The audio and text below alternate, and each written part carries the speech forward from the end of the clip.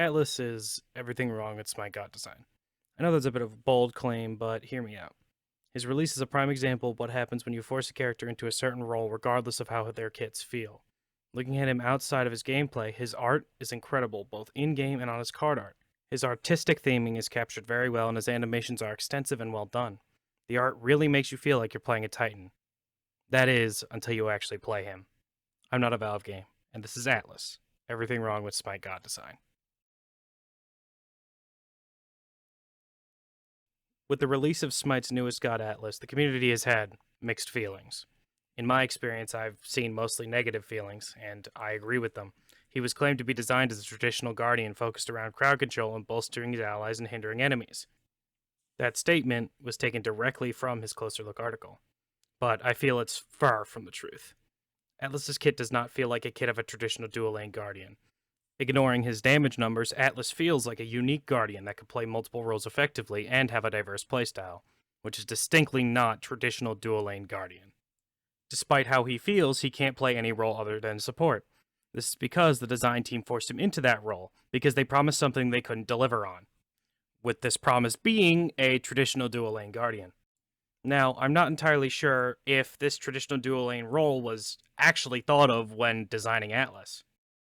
Like I said before, he doesn't actually have that traditional dual-lane guardian feel to him. This begs the question, why didn't they change him? I believe it's because of one of 4 different things. They're either unwilling to change him to fit his actually intended role, they weren't willing to delay his release in order to actually fit this role, not caring enough to change him so he fits his role, or the inability to actually determine what makes a support guardian in their own game, or at least of their own definition. Regardless of what the actual reasoning is, it shows the design team as lazy and or inept. So let's take it back a step. We'll proceed under the notion that they knew that this design was not a traditional support guardian. How do they fix this issue? Well, instead of changing his kit to reflect one of a dual lane guardian, they decided to neuter the character by making his damage numbers abysmal, making it impossible to clear minions or jungle camps, taking away any viability for him to be played anywhere else, while also hurting his ability to impact the map and do his job properly. This is what I like to call shoehorning. But I'm not the only one of this opinion. I wanted to clip this, but DMCA claims prevented me from doing so.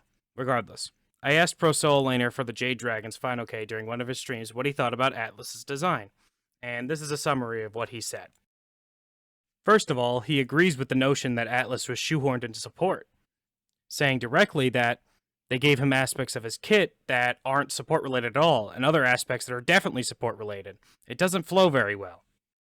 He followed this up by saying, I also don't like the idea of making abilities do less damage to minions. He even brought this a step further, saying that his balanced design hurts his artistic appeal overall. A claim which I agree with. He said that art and sound-wise, everything is really cool. I think his balance of his kit and the direction they went with it is really bad. I think it's really weird what they did, because I feel like he's caught in between.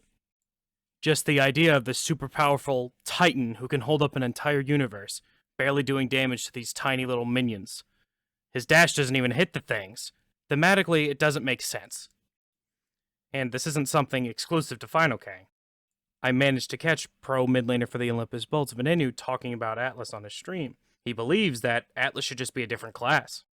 While neither of these players are game designers, I do agree with their opinions. Why does Atlas feel like he's not a Guardian? Why does he have all these confusing aspects that make him caught in between, as Final K said? Or that he just feels like a different class at all? Let's look at a recent case of a similar issue. On Umoja's release, her damage numbers were way too high, and her scaling was also too high. People were concerned that she would become more of a mid-lane mage than actually a support. All they really had to do was tone down her numbers. It wasn't an entire problem with her whole kit's design. They were able to move her away from the mid lane without shoehorning her design or changing her to force her into the support role. Which makes me all the more upset, because if you didn't do it with Umoja, why are you doing it with Atlas? They had released a statement in response to the very mixed opinions on Atlas. They had said in it, we are committed to making Atlas's current kit feel good, and we will be buffing him in as many ways as we can to encourage him to be played in support. But if he also turns out to be viable in solo, then it is a fate we are willing to accept. As a player, this worries me because it makes me feel like they don't test anything before they release it. They should know how a traditional Guardian feels, and Atlas is not that. So why force him there? But what's the point I'm getting at here? I've been talking for about 5 minutes now, and if you're going to take anything away, it would be this. I feel as if Atlas embodies everything wrong with Smite God design and balance. The design team either doesn't know what feels like things should be, in this case, a traditional support Guardian, or they just don't care. In the case of Atlas, it shows. Because he's not a traditional support Guardian. He doesn't fit that role. And a majority of people believe that he doesn't fit that role. But what is he then? What is this walking identity crisis that Atlas has become, and why was it allowed to make it to live servers? Here's what I think. I think that whoever playtests for Titan Forged with regards to Smite isn't enough. You need more opinions, you need higher level opinions, and you need opinions earlier on in the design. You can't have the same people playtest things over and over again, and it come to this. This being an upsetting, underwhelming, disappointing case of an identity crisis, because you wanted something that you didn't get, and you shoehorned him into that design. Now, I'm no game design guru, I'm just a Smite player who really enjoys the game and wants it to be the best it can be. Despite my previous statement, I do think the design team typically does a very good job. Just take a look at Ganesha. His theming and his abilities just fit the god well. He is a prime example of the design team at its best. Maybe this level of perfection has spoiled me a bit, but Atlas is definitely far from it. This isn't about how good or bad he is as a character, how viable he is in support, and how he compares to other supports. This is about how he feels and how it reflects on the game design. His kit and his balance have taken away from the best parts about him, how he looks and how he should feel. He looks fantastic. He sounds amazing.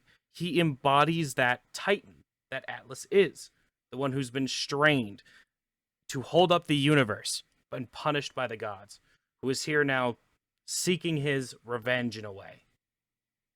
But he doesn't play like that.